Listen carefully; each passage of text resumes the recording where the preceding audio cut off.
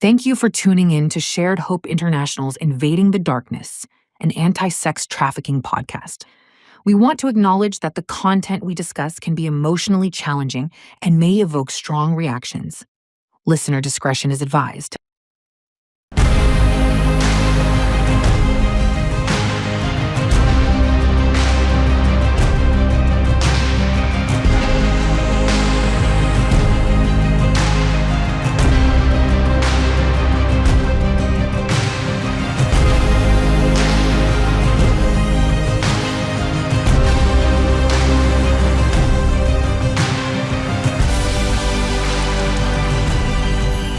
Welcome back to Season 3 of Invading the Darkness, where we amplify survivor voices and fight for justice. I am Yvonne.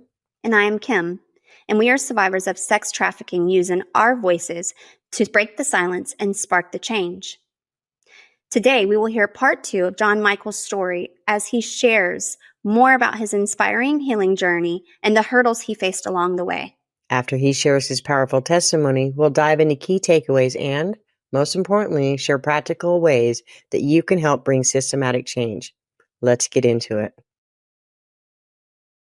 When I decided to go to a local university, and there was a dance teacher, and I decided I wanted to take dance classes because I thought, oh my God, this is like flying, and I love to fly, and it was the closest thing to diving that I could find at the time, and so she started to notice things. You know, she was from New York. She knew things. So she called me into her office and started asking me questions, open-ended questions, but not a lot, just enough to get me to start questioning things and answering things. And I started trusting her. And then I finally told her what happened. And I remember after I told her, she got on the phone and she says, okay, here's what we're going to do. You're going to go back to California.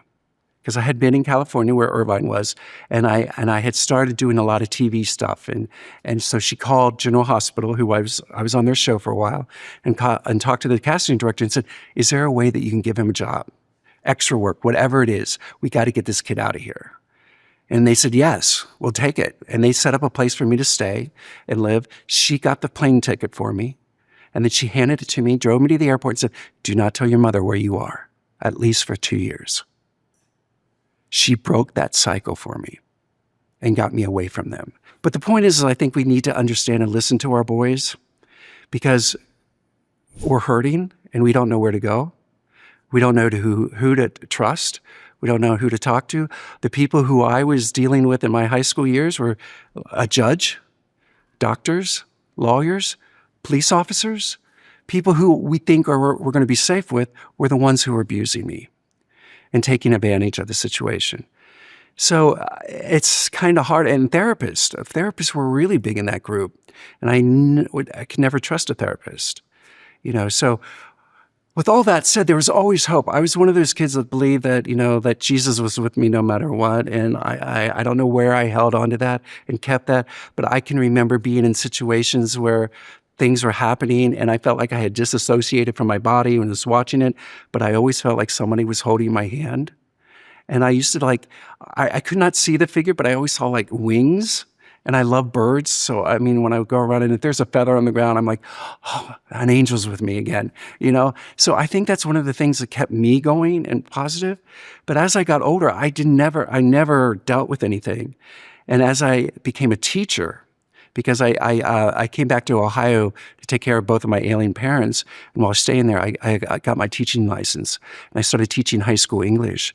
And I had a 16-year-old come in and tell me that he had a boyfriend. And I was like, why are you telling me? But he said that he paid for the bills and, you know, the groceries. And that's when everything started to fall apart. And I realized that my own story was this young boy in front of me. That's me. And I had to resign because it was just too much for me. I went into a major depression. I tried to commit suicide until I decided that this is enough. I'm done. And I remember going into the garage and writing my partner a note and saying goodbye to my 2 Boston Terriers. And this was going to be it. I'm done. But I was sitting there, and again, I wasn't alone. There was somebody in there with me, and I thought, this is ridiculous. This isn't fair for my partner to come home and buy me this way.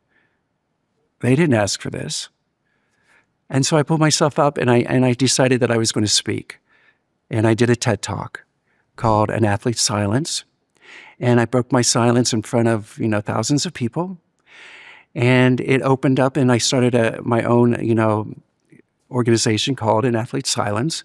And then I became on a board member for the Army of Survivors and was helping with the athletes there and helping with the Olympic Bill of Rights for athletes and just doing all this incredible work with them.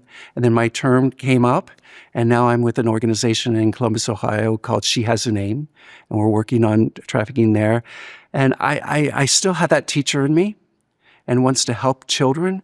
So I created the Predatorial Grooming Trifecta, which is a situation which explains how predators will groom the organizations first, the parents second, and then the child.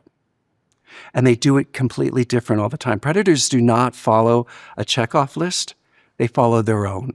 And they will change their modus operandi with different children. I have seen where predators will go for the most popular kid because it's a challenge. And they all talk about vulnerabilities. They only go for no. Predators go for whoever they want to go after. They don't care about vulnerabilities. They will gather information, but their first attention is who they want.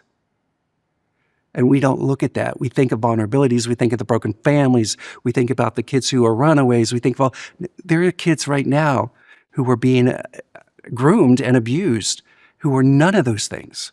They don't fit in the categories. So that's what that's all about. And I'm really proud of it. And I think I hope it will take off someday. But it's exactly what happened with the U.S. Gymnastics.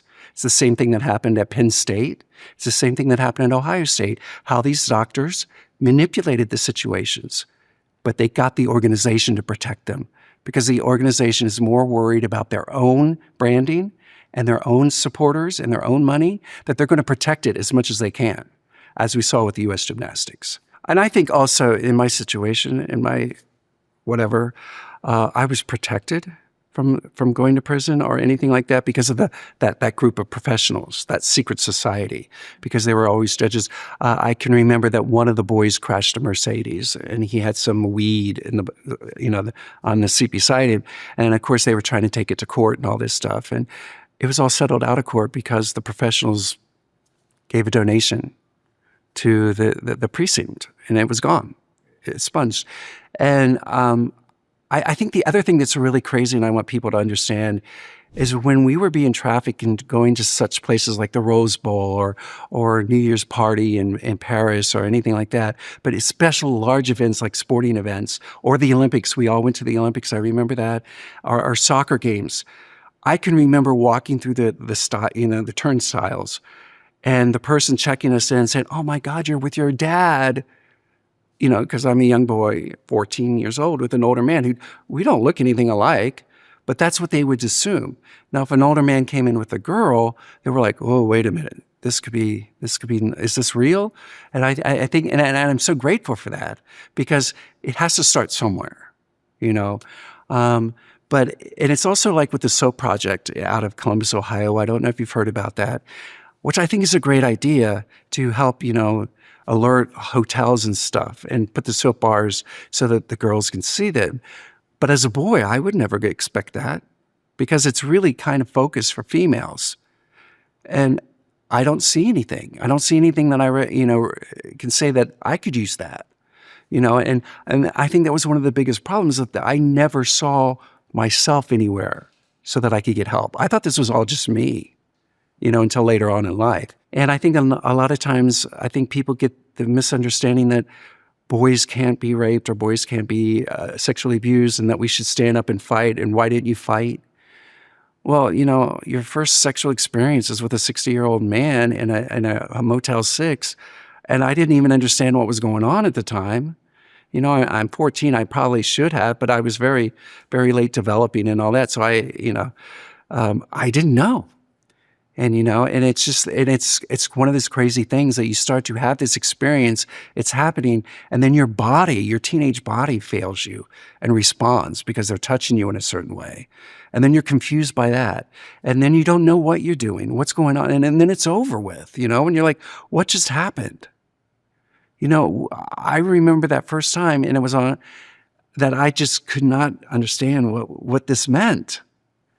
And then it became so normalized, and that's what I was supposed to do. And that's what was expected.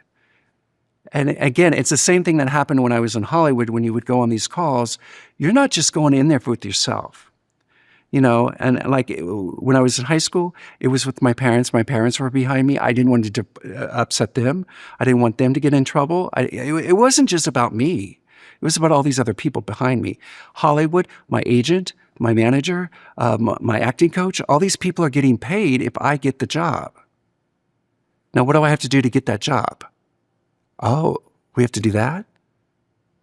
Okay. And we're constantly told. I remember being told when I was going to Ohio State, and I brought it up that doctors did this and that, and they were like, "Oh, it happens to all of us. It's just part of it. You just got to get through it. Forget about it." All of us understand that. And I said, "But isn't it wrong?" Well, we call him Dr. Dick for that. Just brush it off, And you're constantly, and I was constantly told, I should say, is that was part of becoming an Olympian.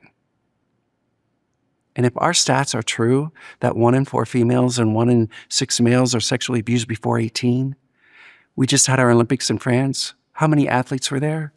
How many of those athletes were sexually abused before 18? No one's talking about those, because in our society, our athletes are our heroes. And they're untouchable. And they're protected. And they're abused. And we need to talk about that. But we're not looking at that, and I understand that. And I respect all this work with like the runaways and all these kids that are on the street. And because if we start there, then we can grow. But we have to grow. We can't just stop here. I understand about the LGBTQAI communities and the trans, and I'm so glad to hear voices coming up and sharing their stories. But we need to hear about the boys. But our society is not ready for that yet. We're still being shut down. Nobody wants to hear that. Nobody wants to hear a boy say that he was abused when he was a child or even a teenager, because you should have fought back. If I could leave you with one final thought or thing, is that I wanted to be heard and I wanted to be believed. And if you can just do that for someone who you think might be trafficked or abused, that's the gift we're asking for. Listen, believe, and don't judge. What a testament to John Michael's healing journey. I really love his advocacy for all experiences of trafficking. We really need to talk about boys, chosen victims, the high-profile traffickers. Yvonne, do you remember Robert's episode from a couple weeks back? Yeah, it was about not talking about these cases of trafficking. It hurts the victims since they cannot see themselves in these conversations, and therefore they can't understand that they are being trafficked. They need to be able to recognize, hey, I'm a victim, so that the healing journey can begin, instead of being told that, oh, I chose this life, or this is just who I am, and then to top it off, those traffickers get away with it and they're just doing it to the next victim. So just being, the listen, believe, and don't judge that John Michael was talking about, it just needs to be everybody's everyday occurrence when it talks about male victims and just victims in general. You know what I mean? Mm-hmm. Yeah, I love that, what you said there, and what John Michael actually recites in his testimony, just listen, believe, and don't judge. That's all it really takes, John Michael's story reminds us that trafficking can happen to any child. To help raise awareness, we're offering you a free download of Chosen, Shared Hope's powerful short film. It tells the stories of Brianna and Lacey, 2 trafficking survivors with similar stories to John Michael. Watch and share Chosen to learn more and help keep the kids in your community safe. Thank you for listening. Thank you for standing with survivors and for being a voice for justice. Until next time, stay informed, stay engaged, and keep fighting for change.